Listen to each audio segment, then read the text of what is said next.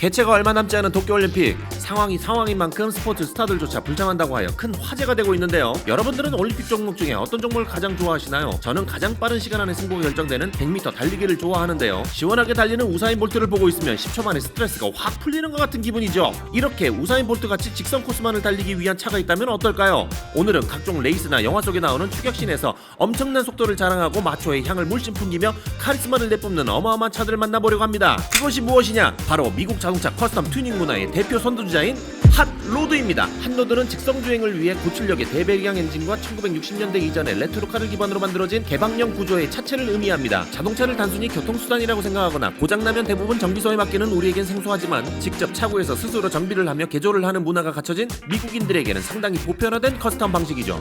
V형 8기통에서 터져나오는 엔진 소리로 남자의 심장을 두근거리게 만드는 이 괴물 같은 차들은 어떻게 만들어지게 된 걸까요? 1930년 미국, 이때 당시 미국의 차는 죄다 포드차로 뒤덮였습니다.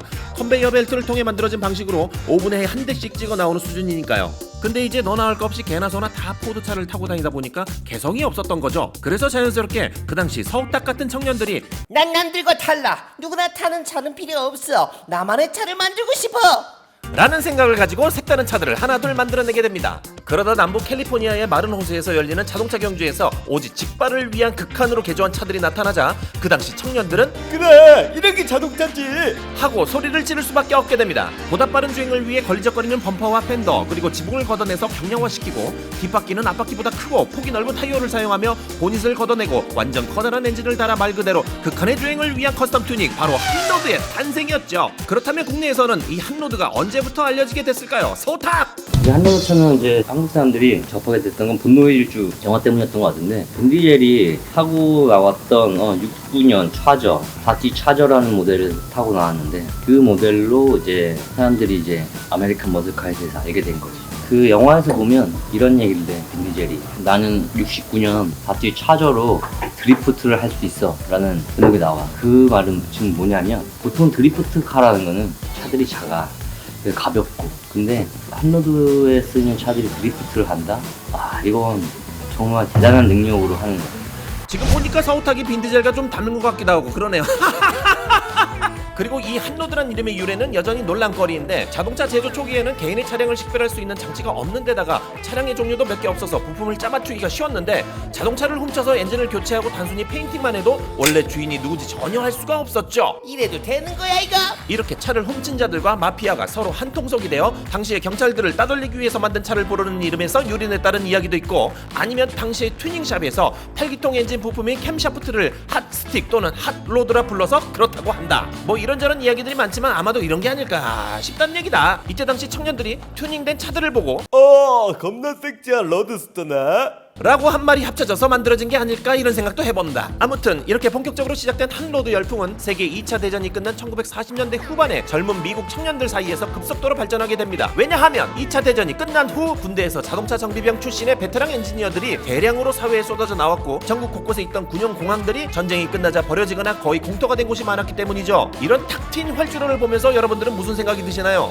그렇죠, 아마 바로 질주하고 싶다는 생각이 드셨을 겁니다. 너무나도 좋은 조건들이었죠. 군대에서 개조하는 방법도 배웠겠다, 끝없이 달릴 수 있는 장소도 있겠다. 핫로드가 당시 사람들에게 퍼지는 건 시간 문제였던 거죠. 그리고 이 젊은이들이 활주로에서 벌이는 경주의 방식은 간단했습니다. 누가 먼저 직선으로 뻗은 활주로를 통과하느냐였죠. 그들은 이 경주 방식을 도로를 뜻하는 어미의 속어인 드래그란 이름을 붙이고 달렸는데, 드래그? 이거 어디서 많이 들어봤는데요? 네, 맞습니다. 바로 이것이 우리가 지금 알고 있는 드래그 레이스의 시작이었던 것이었죠. 분노의 질주 같은 영화나 뉴스에 종종 나오는 그런 불법 경주 같은 거죠. 우리나라 경우로 본다면 90년도에 구화방을 불법 개조해서 도로를 폭주했던 배경과 비슷하다 볼 수 있겠네요. 구화방 마우라 튜닝 많이 하셨잖아요. 이 어마무시한 드래그 레이싱을 서우탁도 직접 보고 지를 뻔했다는데 진짜 지린 거 아닌가? 서우탁 소리 벗고 빤스 질러! 실제로 나는 베가스 가서 경기를 봤었는데 어마무시해. 한국에서 뭐 마력 하면은 뭐 슈퍼카들 보면 뭐 최고가 거의 600에서 한 800마력 하고 우와 하잖아. 걔네들은 1500마력, 2000마력이 드래그 레이싱을 할 때 앞바퀴가 들리면서 윌리를 하고, 그네는 브레이크도 4P, 6P 안 쓰고 8P를 쓰는데 브레이크가 8P를 써봤자 못 잡아. 그래서 낙하산이 펴져. 뒤로 낙하산이 펴지면서 차를 세우는 목적으로 달려있고, 차가 뒤집히지 말라고 뒤에 보면 꼬리가 달려가지고 바퀴, 조그만 바퀴가 달려서 차가 뒤집히지 않게끔 그런 역할을 해주는 장비들이 갖춰져 있는 거예요. 어마무시한 거예요. 그러나 이런 어마무시했던 드래그레이스의 폭주도 잠시, 즐기는 이가 늘어나면 부작용도 늘어나는 법이죠. 2차 대전의 승전국으로서 한껏 국뽕에 취한 청년들이 벌이는 드래그레이싱은 안전수칙 없이 전국적으로 벌어지는 불법 경주였기 때문에 미국의 사회 문제로 떠오르게 되고 결국 한로들은 조금씩 제재받기 시작하죠. 1950년대 한껏 대중화되었던 한로들은 기존의 경기를 치르던 공항 활주로를 각 주마다 통제하기 시작하자 경기를 진행할 수 있는 장소가 사라졌습니다. 게다가 1960년대 들어선 자동차 제조사의 기술 발달로 인해 고성능의 머슬카들이 나오면서 청년들 사이에서는 아니 굳이 튜닝 안 해도 실내도 넓고 고급스럽고 더 잘 나가고 하는 차가 나오는데 서서 고생할 필요가 있나 라는 여론이 퍼지면서 한로드의 인기는 사그라들기 시작하고 자연스럽게 튜닝 문화가 머슬카로 옮겨지게 됩니다. 사실 한국에서는 머슬카라고 하면 머스탱이 떠오르죠. 이 머스탱도 한로드 차인가요? 궁금하네. 서탁! 한국 사람들은 머스탱 생각하는데 머스탱은 한로드 차이기 이전에 포니카라고 하는 건데 포니카는 뭐냐면 되게 조그만 차야. 옛날에 현대 포니 생각하면 돼. 그만해. 그 당시에 쉐보레 C2, C3 콜벳을 잡으려고 만들었던 모델인데 그게 머스탱이야. 그러니까 머스탱은 국내로 말하면은 현대 소나타, 티브론 뭐 그런 정도의 차 수준이라고 보면 돼. 당시에 엄청 저가고 많이 팔아야 되는 차 중에 하나였어. 왜냐면 그 당시에 손꼽히는 머슬카로는 뷰이게 리비에라, 다치 차저, 다치 챌린저, 그리고 데이토나, 쉐보레 카마로 등등이 엄청 많아. 거기에 가장 못 미쳤던 차가 머스탱이야. 근데 그게 왜 한국에서는 머스탱이 이렇게 유명해졌는지 사실 난 그 이유는 잘 모르겠어. 사실 머스탱은 그렇게 좋은 차는 아니야. 지금도 실제 미국에서 머스탱 구입하는데 한국 돈으로 500에서 한 1000만 원이면 살 수 있어. 국내에서는 1억 2천에 팔더라.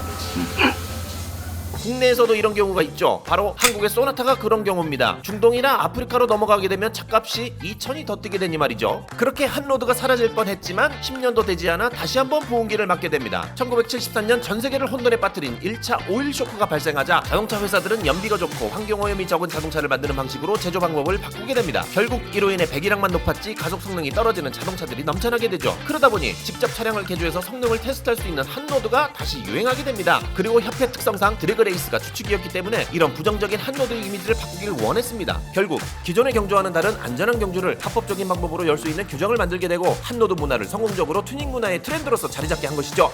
오늘의 결론! 지금의 한로드는 자동차 전문 튜너들을 위한 한로드와 일반인들도 같이 보고 즐길 수 있는 한로드 행사로 나누게 됩니다. 한로드를 겪었던 지금의 노인들에겐 젊은 시절의 향수를, 속도를 즐기는 사람들에게는 시원함을, 이렇게 모두를 만족시키는 문화가 됐습니다. 국내에서는 아직까지 규제 때문에 한로드 차로 튜닝하는 게 쉽지 않지만 우리에겐 서탁이 있습니다. 빨리 만들어줘. 모든 사람들이 같이 한로드를 즐길 수 있는 날이 빨리 오기를 바라겠습니다. 컴온! Take me